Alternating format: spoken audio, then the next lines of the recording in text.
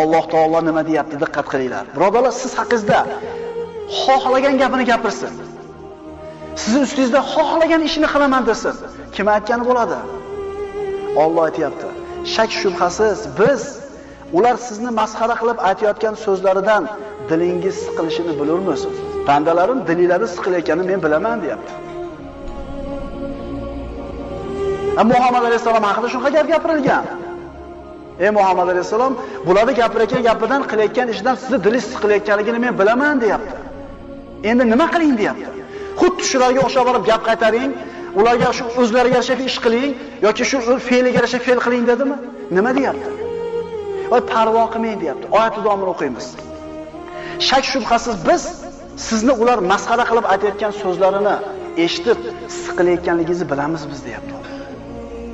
Bas siz Parvardigoringizga hamda aytish bilan u zotni